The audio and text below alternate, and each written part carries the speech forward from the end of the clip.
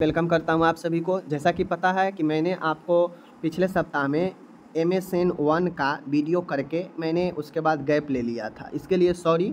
जो भी असुविधा हुआ, वीडियो 5-6 दिन नहीं आ पाया, उसके लिए सॉरी। अब आपका कंटिन्यू वीडियो आएगा। सेकेंड ईयर का आपका दोपहर में डलता था, वैसे ही डलेगा कंटिन्यू। और आपको पता है कि मैं MSN 1 का तीसरा वीडियो करके छोड़ दिया था, ठीक है।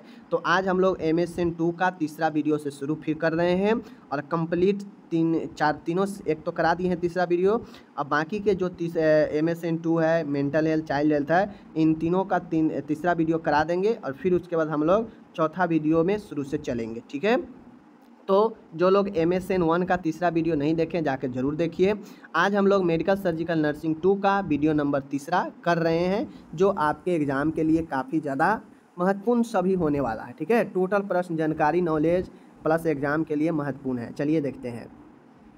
आपको पता है कि MSN 2 में कैंसर, ऑन्कोलॉजी के बारे में, ENT के बारे में, ठीक है, और कम्युनिकेबल डिजीज के बारे में पढ़ना है, ठीक है ना। चलिए देखते हैं। कैंसर की जांच के लिए विभिन्न परीक्षणों को सूची बनाएं। आपको पता है कैंसर क्या होता है, हम पढ़ा चुके हैं। कैंसर का टाइप्स पढ़ा चुके हैं, ठीक है।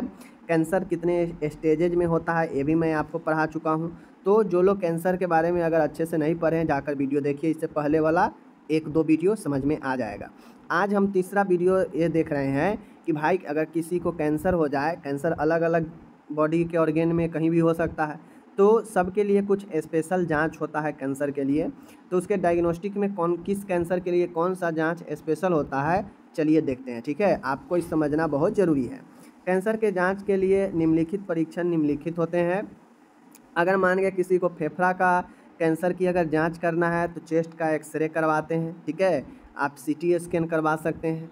CT स्कैन ब्रेन के मस्तिष्क की जांच के लिए की जाती है। MRI भी किया जा सकता है, ठीक है, बट ये सब नॉर्मल बता रहे हैं। CBC ब्लड की जांच के लिए, ब्लड कैंसर है तो CBC टेस्ट करवाइए। स्टूल टेस्ट होता है, जो आंत कोलोन कैंसर होता है, आंत में कैंसर, वह स्टूल टेस्ट से पता चलता है, ठीक है। एंड ब्रेस्ट सेल्फ एग्जामिनेशन से आपका स्तन कैंसर के बारे में पता चलता है, ठीक है। मैमोग्राफी से भी स्तन कैंसर के बारे में पता चलता है। नेक्स्ट है आपका 7वां है स्किन इंस्पेक्शन, मतलब त्वचा को देखकर आप त्वचा कैंसर की पता कर सकते हैं। सिग्मोइडोस्कोपी, जो कि आपके बृहदांत मतलब बड़ी आंत के कैंसर की जांच करता है, सिग्मोइडोस्कोपी। और पैपिनोकोली मतलब पैप टेस्ट जो होता है, वह सर्विक्स कैंसर, जो महिलाओं में होने वाला सबसे ज़्यादा कैंसर होता है सर्विक्स कैंसर, इसके जांच के लिए पैप टेस्ट यानी पैपिनोकोली टेस्ट किया जाता है, ठीक है। एंड एक है टेस्टिक्यूलर सेल्फ एग्जामिनेशन, यानी ब्रेस्ट कैंसर की जांच के लिए आप जो है टेस्टिकुलर सेल्फ एग्जाम खुद से भी कर सकते हैं टेस्टिज को देखकर, ठीक है। तो ये जो है आपके कुछ कैंसर और उसके जांच था जो मैंने बताया, आप लोग ध्यान में करके रखिएगा, ठीक है। अब यहाँ पे आता है नेक्स्ट क्वेश्चन है रेडिएशन थेरेपी क्या है, कैंसर के उपचार में यह किस प्रकार सहायक होता है। देखिए कैंसर में मुख्यतः 2-3 उपचार होता है, उसमें से एक रेडिएशन थेरेपी होता है, एक कीमोथेरेपी होता है, एक सर्जरी होता है, ठीक है। तो आज हम रेडिएशन थेरेपी के बारे में देखेंगे, यह कैसे हेल्प करता है कैंसर की चेक में, ठीक है। रेडिएशन थेरेपी मैलिग्नेंट सेल या कैंसर के उपचार की विधि है। रेडियोथेरेपी नॉर्मल जो होता है, जैसे आपको पता है, एक होता है बेनाइन सेल और एक होता है मैलिग्नेंट सेल। बेनाइन सेल ज़्यादा खतरनाक नहीं होता है, वो शुरुआती कैंसर होता है, लेकिन मैलिग्नेंट सेल एक गंभीर सेल होता है, कैंसर का एक ज़्यादा खतरा वाला सेल होता है।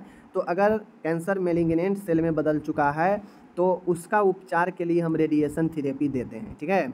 और रेडिएशन थेरेपी जो है मैलिग्नेंट सेल या कैंसर का एक उपचार विधि है, जिसमें अत्यधिक ऊर्जा मुक्त विकिरणों को कैंसर ग्रस्त ऊतकों पर डालकर इन्हें नष्ट किया जाता है।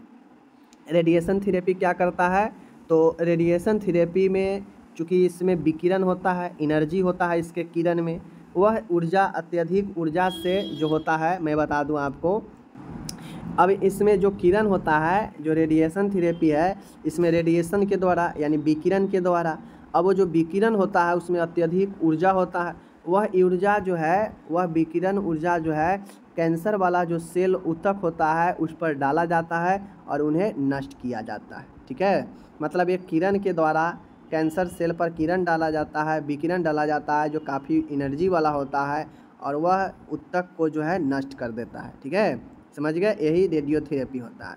रेडियोथेरेपी के अलग अलग प्रकार है, चलिए इसके प्रकार को समझाते हैं। रेडियोथेरेपी के निम्न प्रकार होते हैं, यह क्वेश्चन बहुत बार पूछा जा चुका है एग्जाम में। ठीक है, एक होता है एक्सटर्नल रेडियोथेरेपी।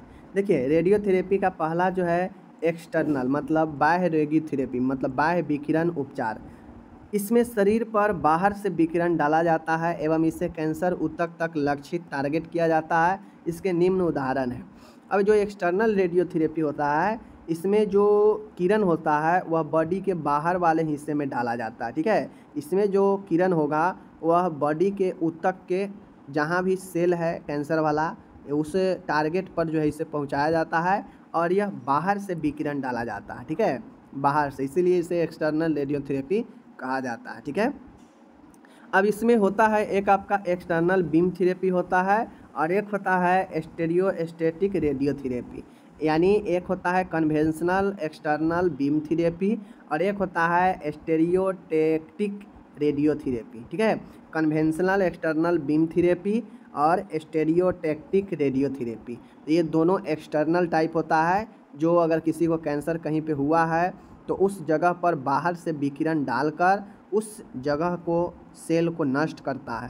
तो ये दो प्रकार से डाला जाता है, कन्वेंशनल एक्सटर्नल बीम थेरेपी और एक स्टेरियोटैक्टिक रेडियोथेरेपी। समझ गए, चलिए दूसरा है आंतरिक विकिरण चिकित्सा इंटरनल रेडियोथेरेपी।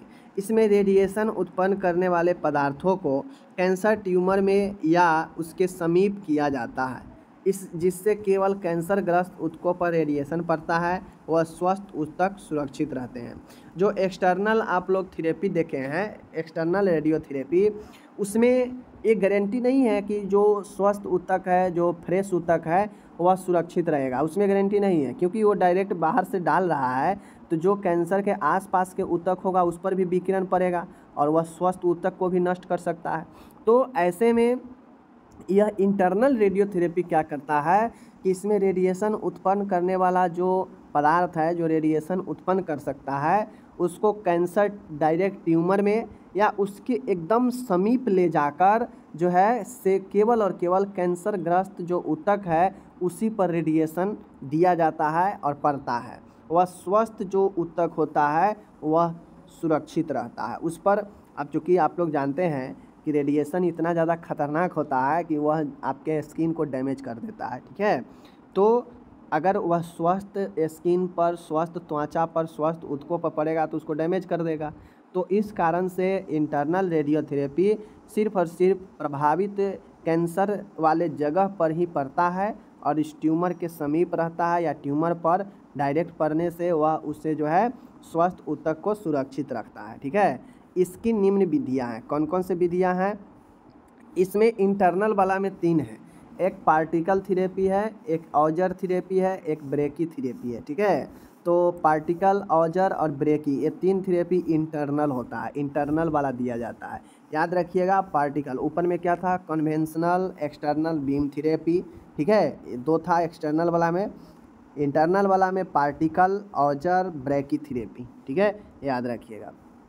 एंड तीसरा है रेडियो समस्थानिक उपचार मतलब रेडियो आइसोटोप थेरेपी। आप लोग आइसोटोप के नाम सुने होइएगा, तो रेडियो आइसोटोप, इस विधि में रेडियो के सक्रिय तत्व का उपयोग किया। आप लोगों को पता होगा कि रेडियो एक्टिव तत्व होता है। ठीक है, रेडियो एक्टिव तत्व होता है जिसे रेडियो सक्रिय तत्व कहा जाता है। तो ये रेडियो आइसोटोप थेरेपी में, रेडियो समस्थानिक उपचार में, इसमें रेडियो एक्टिव का उपयोग किया जाता है। इसमें इन्फ्यूजन के साथ इन तत्वों को शरीर में भेजा जाता है। मतलब अगर किसी को रेडियो आइसोटोप थेरेपी दिया जा रहा हो तो इसमें रेडियो एक्टिव का उपयोग करते हैं। ठीक है, अब जो रेडियो एक्टिव होता है उससे शरीर के अंदर इन्फ्यूज किया जाता है, शरीर के अंदर भेजा जाता है। ठीक है, उसको, और भेजने से होता यह है कि यह तत्व विशेष कैंसर ऊतकों द्वारा अवशोषित कर लिए जाते हैं। अब ये जो हम लोग रेडियो एक्टिव तत्व को भेजते हैं अंदर, तो जो भी कैंसर सेल होता है वह उसको ऑब्जर्व कर लेता है, जहाँ से रेडिएशन उत्पन्न होने लगता है और कैंसर ग्रस्त ऊतक समाप्त होने लगता है। ठीक है, इसमें रेडियो सक्रिय तत्व युक्त माइक्रोस्फेयर का उपयोग किया जाता है जिनका व्यास लगभग 30 माइक्रोमीटर होता है। अब इसमें जो रेडियो एक्टिव तत्व होता है उसका एक बहुत सूक्ष्म गोली बनाया जाता है, ठीक है, माइक्रोस्फीयर मतलब सूक्ष्म गोला, ठीक है, एक सूक्ष्म गोला का उपयोग किया जाता है जो शरीर के अंदर भेजा जाता है, जिसका व्यास लगभग 30 माइक्रोमीटर होता है। कितना सूक्ष्म होता है आप लोग समझ लीजिए। और इसको शरीर के अंदर भेजा जाता है और जहाँ भी कैंसर सेल होता है वह इस तत्वों को जो रेडियो एक्टिव है उसको अपने अंदर ऑब्जर्व करता है, और जैसे ही ऑब्जर्व करता है तो यह रेडियो एक्टिव रेडिएशन उत्पन्न करने लगता है और उस सेल को नष्ट करने लगता है, ठीक है। तो ये हो गया आपका तीसरा जो था वो रेडियो आइसोटॉप थ्योरी था। तो एक था एक्सटर्नल, एक था इंटरनल और एक था रेडियो आइसोटॉप थेरेपी। तीनों थेरेपी के बारे में उम्मीद है आप समझ गए होंगे। अब आता है यहाँ पे रेडियो थेरेपी के दुष्प्रभाव। आप लोग देखते होइएगा कि कैंसर का ट्रीटमेंट चलता तो है लेकिन व्यक्ति में बहुत ज़्यादा साइड इफ़ेक्ट दिखता है, सब में साइड इफ़ेक्ट दिखता है। तो रेडियो थेरेपी के दुष्प्रभाव क्या होता है? रेडियो थेरेपी में रोगी के दर्द नहीं होता है, परंतु इसमें विकिरणों के उपयोग के कारण निम्न दुष्प्रभाव होते हैं, ठीक है। रेडियो थेरेपी में अन्य उपचार की तरह दर्द तो नहीं होता है, बट इसमें जो रेडिएशन होता है उसके कारण निम्न दुष्प्रभाव जो है उत्पन्न होते हैं, ठीक है। पहला होता है एक्यूट साइड इफ़ेक्ट, मतलब जैसे रेडिएशन हुआ और उस समय दिखने लगता है साइड इफ़ेक्ट, तो वह एक्यूट वाला होता है। जैसे जी घबराना, उल्टी होना, नौसिया और वोमिटिंग, त्वचा पर निशान पड़ना, मतलब जहाँ पे रेडिएशन दिया गया वहाँ पे रेसेज होने लगेगा, त्वचा पर रूखी और बेजान हो जाएगा, त्वचा एकदम ड्राइनेस हो जाएगा, बेजान हो जाएगा, पेट में दर्द, स्टोमिक एक हो सकता है। अब ये चीज़ आंतरीय असमानता है, मतलब अगर अंदर से दिया जा रहा है तो आपके आंत में घाव, कब्ज ये सब देखने को मिल सकता है। तो अगर तुरंत साइड इफ़ेक्ट दिखे तो तुरंत वाला में पेट में दर्द, त्वचा रूखी बेजान, त्वचा पर निशान, जी घबराना, उल्टी होना, आंतरीय असमानता ये सब देखने को मिल सकता है। लेकिन देरी से, यहाँ पे बेरी लिखाया हुआ है, ये गलत है, यहाँ पे देरी कर लीजिएगा, ठीक है। देरी से प्रकट होने वाला लेट साइड इफ़ेक्ट कौन होता है? जैसे आज हम लोग दिए, थेरेपी चला 10 दिन, 15 दिन, 20 दिन, महीना दिन, 2 महीना में अगर साइड इफ़ेक्ट दिखे तो वह लेट वाला साइड इफ़ेक्ट होता है। जैसे ऊतक में कठोर आना, फाइब्रोसिस होना, त्वचा का रंग गहरा हो जाना, बाल गिर जाना, लसिका गांठ, लिम्फ एडिमा, लसिका गांठों में सूजन होना, रक्त कैंसर, ठीक है। तो रक्त, इसका कॉम्प्लिकेशन यही होता है रेडियोथेरेपी का कि यह और भी कैंसर कर सकता है, रेडियो ल्यूकोमिया वगैरह कर सकता है, ठीक है। तो इसको ध्यान देने वाला बात होता है। अब इसमें महत्वपूर्ण बात ये होता है कि रेडियोथेरेपी देने में एज ए नर्स आपकी भूमिका क्या हो सकता है, ठीक है। सब चीज़ में जितना भी ट्रीटमेंट चलता है नर्स की भूमिका महत्वपूर्ण होता है, नर्स का मैनेजमेंट महत्वपूर्ण होता है। तो रेडियोथेरेपी भी एक उपचार है, तो इसमें नर्स का भूमिका क्या होता है, चलिए समझते हैं। रेडियोथेरेपी के बारे में आवश्यक जानकारी प्रदान की जाती है। जो भी नर्स हो ट्रीटमेंट में अगर शामिल हो तो नर्स को रेडियोथेरेपी के बारे में आवश्यक जानकारी प्रदान की जाती है, ठीक है। रोगी को, नर्स जो है रोगी को बताती है कि रेडियोथेरेपी क्या है, कैसे प्रदान किया जाएगा, क्या होगा इसमें। रोगी से रेडियोथेरेपी के लिए लिखित सहमति प्राप्त करनी चाहिए। अब जो नर्स है उनका काम है कि रिटन कंसेंट जो होता है रोगी से प्राप्त करे, क्योंकि हो सकता है रेडियोथेरेपी के साथ पेशेंट में कुछ और कॉम्प्लिकेशन दिखे और वह कॉम्प्लिकेशन पहले से ना हो तो पेशेंट आपके ऊपर कंप्लेन ना करे, इसके लिए आप उसे लिखित सहमति ले लीजिए। नेक्स्ट है आपका यहाँ पे देख लीजिए, रेडियोथेरेपी के अवधि को ध्यान में रखा जाना चाहिए, प्रायः 15 से 30 मिनट तक होती है। रेडियोथेरेपी का एक निश्चित अवधि होता है, ज़्यादा देने से यह काफ़ी बॉडी में खतरनाक सिचुएशन उत्पन्न कर देगा, तो इसका एक लिमिटेड होता है 15 से 30 मिनट। इनसे चीज़ों को ध्यान में रखना चाहिए समय का। रोगी के वाइटल साइंस का रिकॉर्ड करना चाहिए क्योंकि रेडिएशन थेरेपी के बाद इसमें चेंजेज आ सकता है, ठीक है। रोगी के जांचों को सदैव चेक करें, हमेशा चेक करें, एवं प्रत्येक विजिट के दौरान होने वाले WBC की संख्या एवं प्लेटलेट संख्या में परिवर्तन को रिकॉर्ड करना चाहिए क्योंकि रेडिएशन देने से ब्लड कैंसर का खतरा रहता है। तो WBC और प्लेटलेट का प्रत्येक विजिट करते रहना चाहिए। नेक्स्ट है, रोगी को श्वसन का अवलोकन करना चाहिए, मतलब जो सांसें चल रही है कैसे चल रही है उसको ऑब्जर्व करना चाहिए, एवं यदि कोई समस्या हो तो तुरंत चिकित्सक को सूचित करें, नर्स की काम है। रोगी के शरीर के अन्य भागों को ढकना, यहाँ पे ढकना होगा, ढकना चाहिए, जिससे टारगेट एरिया ही रेडिएशन के एक्सपोजर में रहे। अब आपको पता होगा कि जब रेडिएशन किसी पेशेंट को दिया जाता है तो उसके पूरे बॉडी को अच्छे से ढक दिया जाता है, और जिस पार्ट में कैंसर सेल मौजूद है सिर्फ उसी पार्ट को खुला रखा जाता है, ठीक है, ताकि जो रेडिएशन का जो पावर है वह सिर्फ उसी सेल पर ही पड़े, बाकी दूसरे जगह ना पड़े, और पड़े भी तो प्रभाव ना जाए अंदर, इसीलिए और एरिया के ढक कर रखा जाता है, ठीक है। 8वां है रेडियोथेरेपी कक्ष से बच्चों, गर्भवती स्त्रियां एवं परिचितों को दूर रखें। अब जब रेडियोथेरेपी चले तो वहाँ से नॉर्मल जो व्यक्ति हो उसे हटा दे, दूसरे किसी को रहने न दे, क्योंकि ये काफ़ी खतरनाक होता है।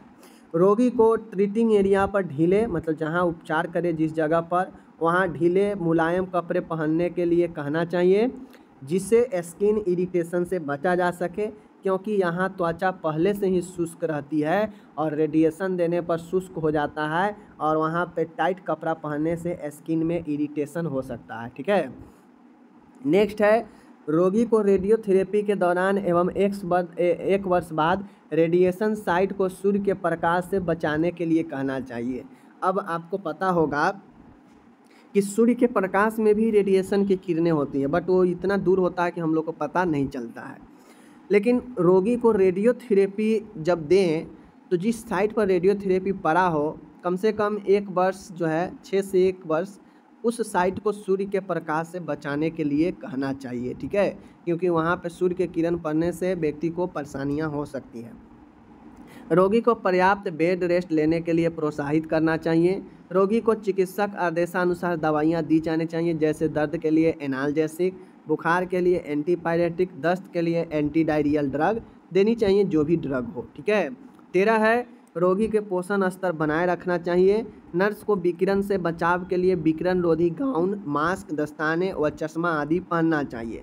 नर्स जब रेडियोथेरेपी में जाए, रेडियोथेरेपी रूम में, तो उसे खुद बचने के लिए गाउन, मास्क, दस्ताने, चश्मा आदि पहनना चाहिए, ठीक है। तो ये हो गया आपका रेडियोथेरेपी। अब यहाँ पे रेडियोथेरेपी का ये तस्वीर है, आप देख लीजिए। ये रेडियोथेरेपी मशीन है, इसमें व्यक्ति को रखा जाता है, और मान लीजिए किसी भी शरीर के हिस्से में अगर कैंसर है तो वहाँ पे इस प्रकार से जो एक रे होता है वह रे बॉडी पर डाला जाता है, और वह जो है व्यक्ति को क्या करता है, कैंसर सेल को नष्ट करता है, ठीक है। तो इस प्रकार से मशीन होता है जो रेडियोथेरेपी के यूज में आता है, ठीक है ना। तो ये हो गया आपका, मैंने रेडिएशन थेरेपी बता दिया, कैंसर के लिए जितने जांच होते हैं मैंने बता दिया, ठीक है। उसके बाद कैंसर जांच मैंने रेडियोथेरेपी पढ़ा दिया, रेडियोथेरेपी कितने प्रकार से होते हैं, क्या कॉम्प्लिकेशन होगा, साइड इफ़ेक्ट, और नर्स की भूमिका इसमें क्या होगी, सब बता दिए। अब अगर आप इसे 1-2 बार रिवाइज नहीं कीजिएगा तो कहाँ से याद होगा, बगैर, इतना आसान नहीं है, क्योंकि आप सेकेंड ईयर में पढ़ रहे हैं, पहले आप फर्स्ट ईयर पढ़ रहे थे, तो अब आपसे कोई फर्स्ट ईयर के बारे में पूछेगा तो आप फर्स्ट ईयर को कई बार रिवाइज कर चुके हैं, पढ़ चुके हैं, तो आप धड़ाक से बता दीजिएगा। लेकिन सेकेंड ईयर के आप पढ़ने के बाद भी आपसे कोई पूछेगा तो भूल जाइएगा। क्यों? क्योंकि आपके लिए यह नया है, तो जब तक आप इसको 2-4 बार रिवाइज नहीं करेंगे तब तक आपके माइंड में यह बैठेगा नहीं। तो रिवाइज काफ़ी महत्वपूर्ण होता है, पढ़ने के बाद रिविज़न पीछे का ज़रूर करते रहिएगा, वरना आप भूलते रहिएगा, ठीक है। चलिए मिलेंगे अगले वीडियो में, आप अपना ख्याल रखिएगा, धन्यवाद। PDF जो है आपको मैं मिल जाएगा, मैं कह दूँ nursingyan.com पर आपको जो है PDF मिल जाएगा, तो आप वहाँ से जो है जाकर PDF डाउनलोड कर सकते हैं। ओके, मिलते हैं अगले वीडियो में, धन्यवाद, टेक केयर।